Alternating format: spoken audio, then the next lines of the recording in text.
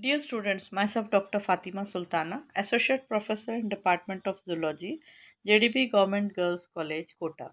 Today we are going to discuss our last topic of bacterial bifurcation, binary fission, which we saw that it was a simple process, but now the various genetic recombinations in which we had gone through transduction, transformation, and today we are going to discuss about conjugation.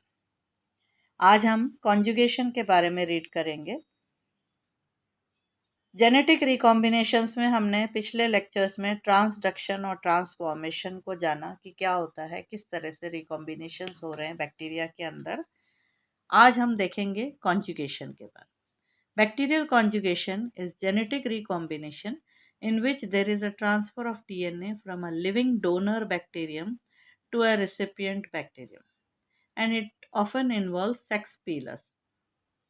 The three conjugative processes F plus conjugation, HFR high frequency conjugation, resistant plasmid conjugation. So conjugation, it is the DNA transferred from one bacterium to another after the donor cell pulls itself close to the recipient using a structure called pelus. DNA is transferred between cells. In most cases, this DNA is in the form of a plasmid. तो conjugation क्या है?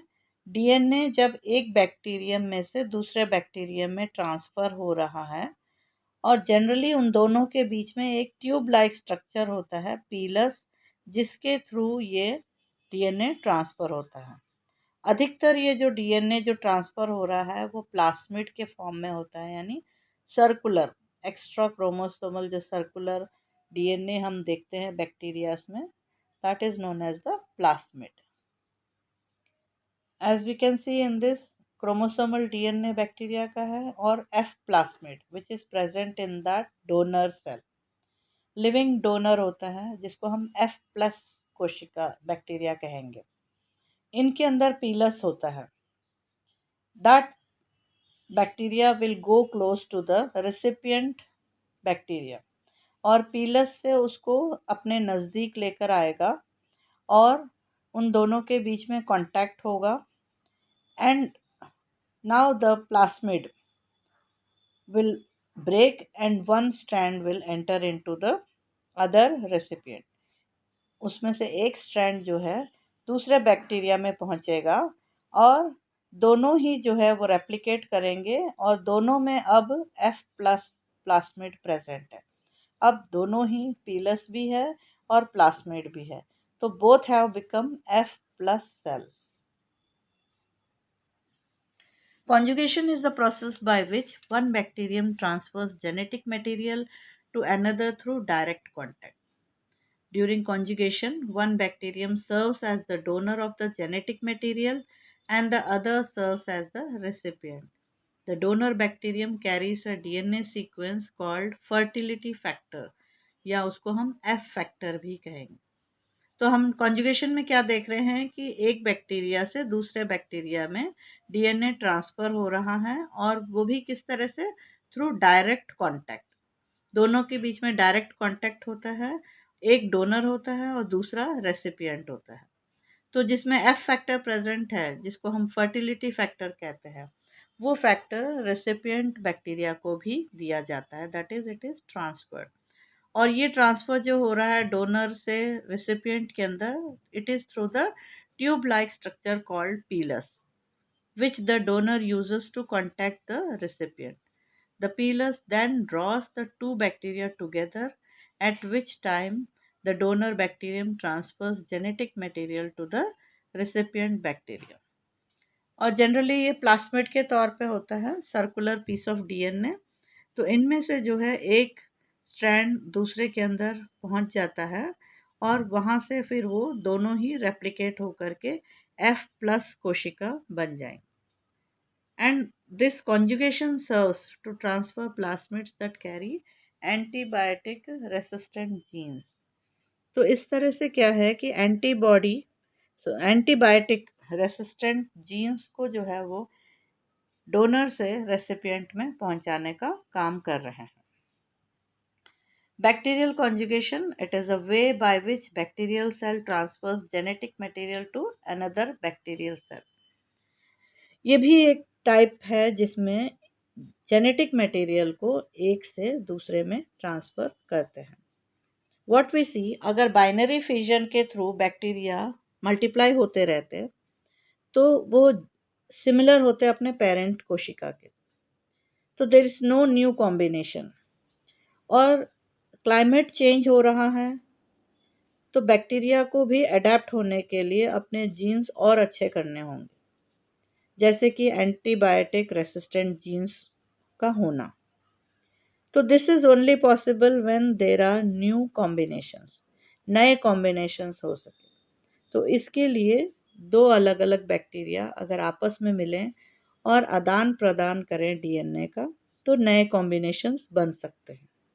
तो we have already seen transduction, transformation, and today we are seeing conjugation. तो conjugation में एक donor कोशिका, bacterial कोशिका से दूसरे रेसिपिएंट के अंदर एफ फर्टिलिटी पहुंच रहा है। A cell that already has a copy of F plasmid is called F positive. जो इसके पास पहले से ही है उसको हम F पॉजिटिव कहेंगे और वो डोनर कोशिका होता है। और जिसमें नहीं होता है उसको F नेगेटिव कहेंगे या F माइनस कोशिका कहेंगे और वो होगा रेसिपिएंट कोशिका। The transfer of the F plasmid takes place through a horizontal connection by which the donor cell and the recipient cell directly contact each other or form a bridge between the two through which the genetic material is transferred. In cases where F plasmid of a donor cell has been integrated in the cell's genome, a part of the chromosomal DNA may also be transferred to the recipient cell together with F plasmid. अगर plasmid के तौर पे है तो उसमें से एक strand जो है वो रेसिपिएंट में पहुंच जाता है, पर अगर ये जो एफ फर्टिलिटी फैक्टर जो है बैक्टीरिया के क्रोमोसोम में ही इंटीग्रेटेड होगा, तो जब वो पहुंचेगा तो साथ में बैक्टीरिया के कुछ जो क्रोमोसोमल जीन्स हैं वो भी साथ में लेके जाएगा।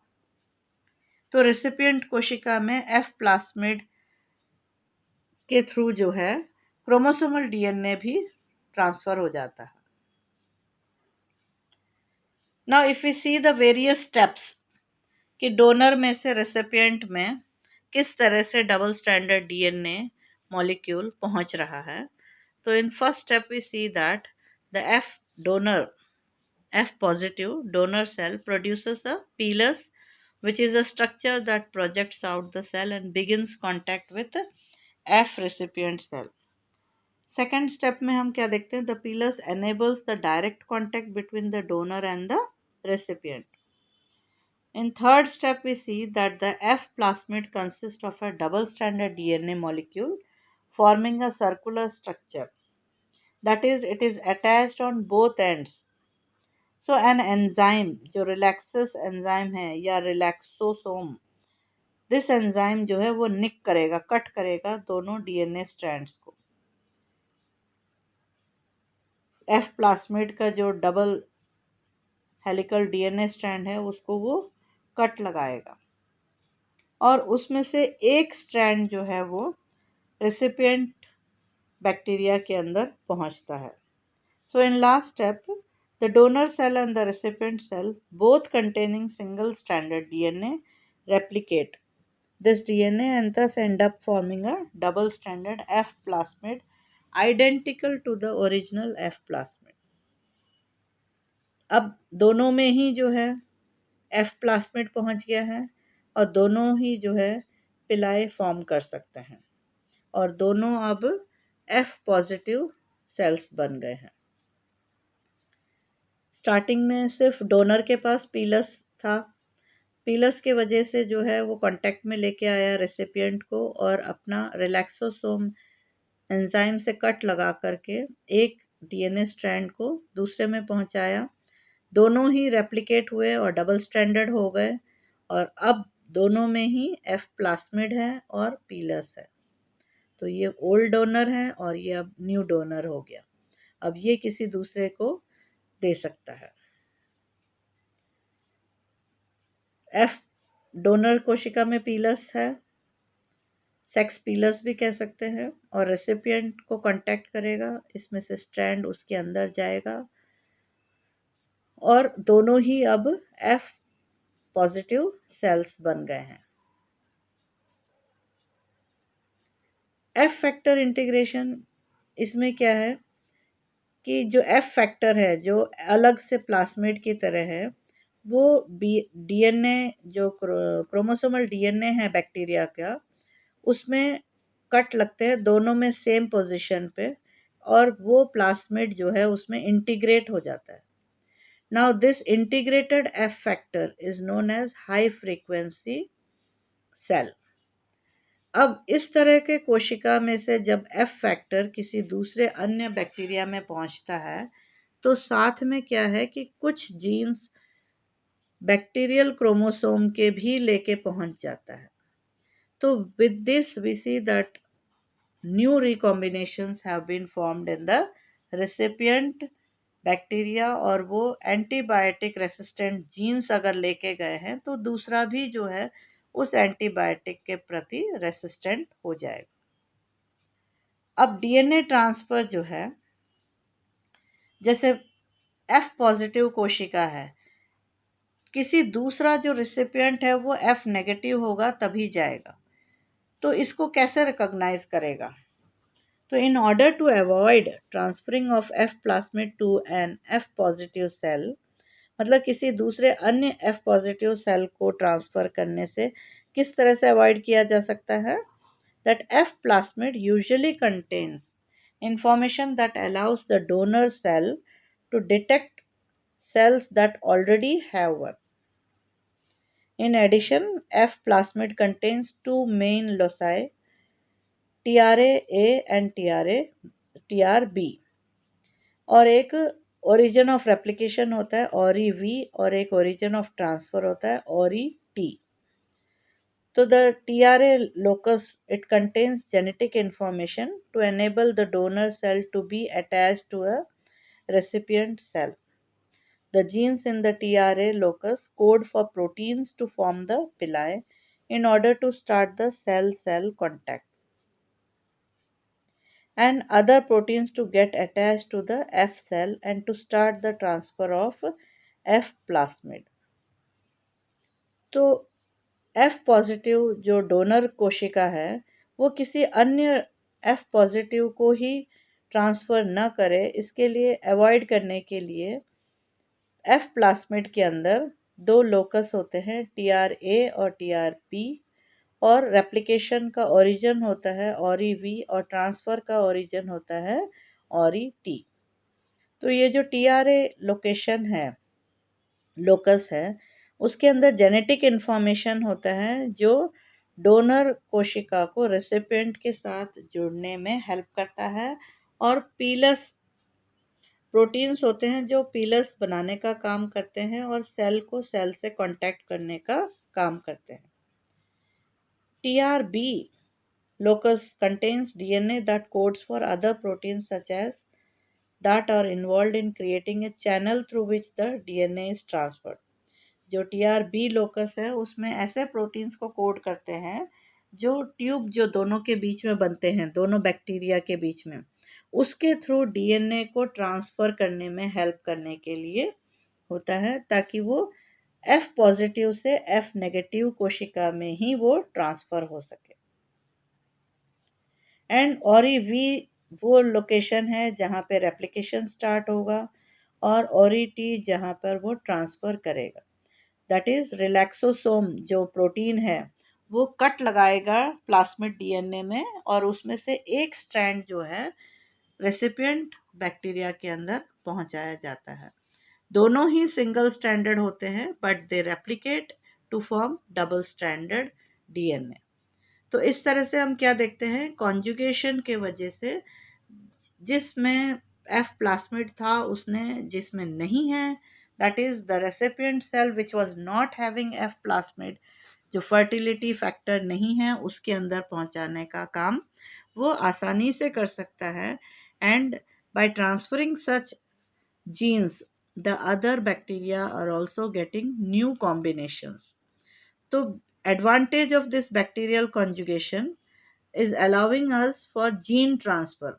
इसके वजह से ये जो कॉन्जुगेशन का जो तरीका है, जो हाई फ्रीक्वेंसी या फिर plasmid, F plasmid F positive से एफ नेगेटिव में पहुंचाना, because of all this what we see कि बैक्टीरिया के अंदर हम जीन ट्रांसफ़र करा सकते हैं and this can be done intentionally also.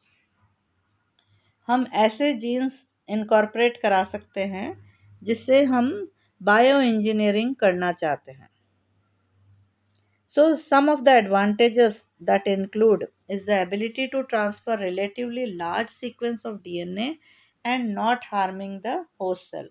इसमें किसी भी बैक्टीरिया की डेथ नहीं हो रही है, कोई नुकसान नहीं पहुंच रहा है। एक बैक्टीरिया से दूसरे बैक्टीरिया में जीन्स आसानी से ट्रांसफ़र हो रहे हैं and we see that bacteria can multiply very fast. इसीलिए लेबोरेटरी में हम जिस जीन को डिज़ायर करते हैं उसको हम दूसरे बैक्टीरिया में एंटर करा सकते हैं और मल्टीप्लाई करवा करके उसकी उतनी संख्या बना सकते हैं।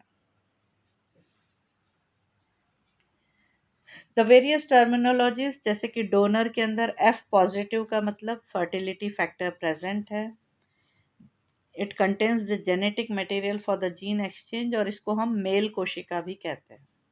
और रेसिपिएंट होता है एफ नेगेटिव, इसमें नो फर्टिलिटी फैक्टर होता है, यानी इसके अंदर फर्टिलिटी फैक्टर नहीं होता है।